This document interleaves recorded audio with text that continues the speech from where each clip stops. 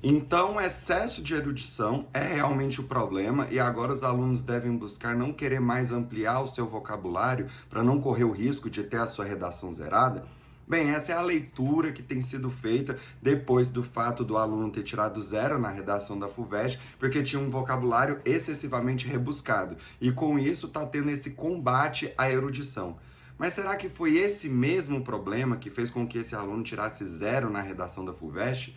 Se você olha aqui nas principais matérias, o fato da nota zero ter sido atribuída é porque houve fuga ao tema. Isso não significa necessariamente que o aluno não possa ter uma ampliação do seu vocabulário, porque hoje existe a máxima de que o texto deve ser claro para que o processo de comunicação se efetive. E sim, isso é muito importante, mas a gente tem que se lembrar que existem determinados assuntos, determinados temas que exigem um nível de aprofundamento que, se um leitor não tiver uma base suficiente para entender, a comunicação não vai se efetivar. Então, nem sempre o emissor tem que rebaixar o seu nível vocabular, tem que rebaixar o nível da discussão para que todos entendam, pois existem determinados assuntos que têm maior complexidade. E a gente vê inúmeros alunos reclamando da escrita de autores como Hegel, Lacan e até mesmo Heidegger, porque não conseguem entender muito bem o que eles escrevem. Mas, na verdade, falta bagagem para esse tipo de estudante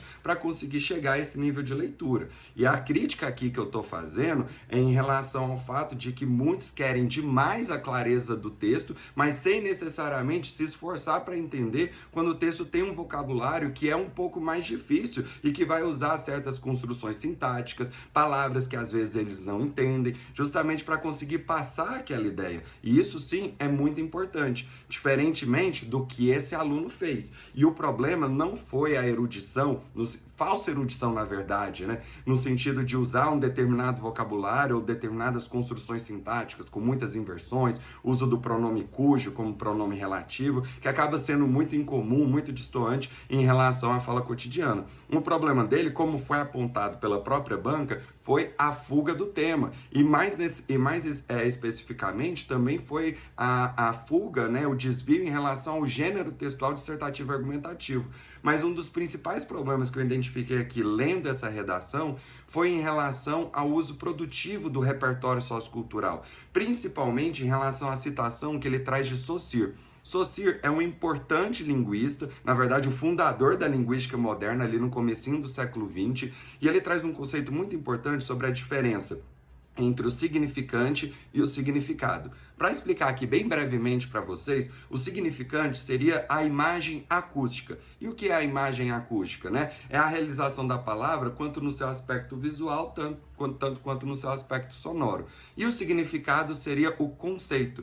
Só que ele, ao utilizar o Fernando Saussure no parágrafo de introdução, ele confunde esses conceitos de significante e significado, pensando que o significante se oporia àquilo que é insignificante, porque talvez seja uma palavra que estaria mais ligada ao cotidiano dele. Só que significante não é o oposto de insignificante na teoria de Saussure, que ele fala que o perdão como significado se tornou múltiplos significantes, como é o caso de condicionamento e limitação.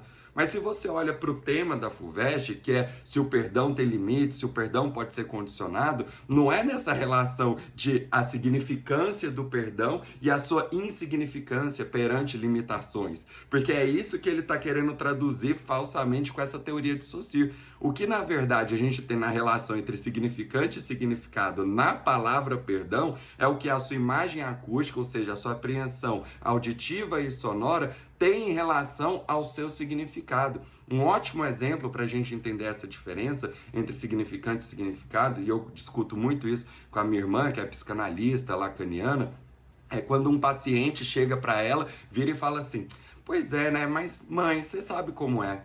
E ela responde assim: não sei como é não. Como que é mãe? Porque eles estão compartilhando ali o mesmo significante, mas o significado que o paciente está trazendo é inteiramente novo. E quando ele aborda o perdão como significado e o condicionamento e a limitação como significante, isso não tem nada a ver, porque na verdade a limitação ao perdão modifica o significado e não necessariamente se traduz como um novo significante. Entenderam isso? É porque, na verdade, ele confundiu. Ele pensou em significante como o oposto de insignificante, que não cabe dentro da teoria de Saussure.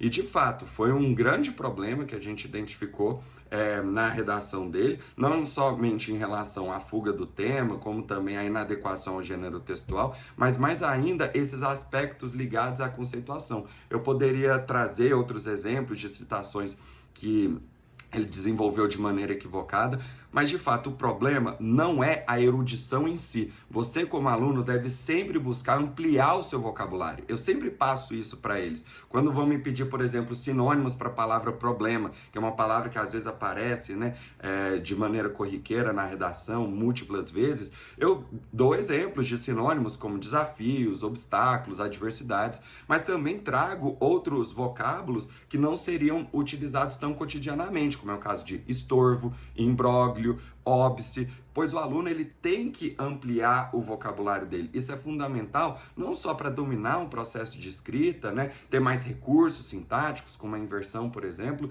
mas mais do que isso também ter uma boa compreensão de textos, que acabam tendo um vocabulário que não vai fazer parte do cotidiano do aluno e não tem que fazer, porque são assuntos complexos, que esses grandes pensadores, né, como eu citei, o Hegel, por exemplo, que está em escrita bem difícil, quase inacessível, né, para muitos alunos, mas você tem que esforçar para ter essa bagagem. A erudição, ela deve ser cultivada, mas não dessa maneira, porque na verdade esse texto não é um texto erudito, é um texto com uma aparência erudita, mas está longe disso, porque ele diz muito pouco. E ao dizer muito pouco, ele acaba ferindo a adequação ao gênero dissertativo e argumentativo, porque ele não disserta, ele não diz, ele não argumenta.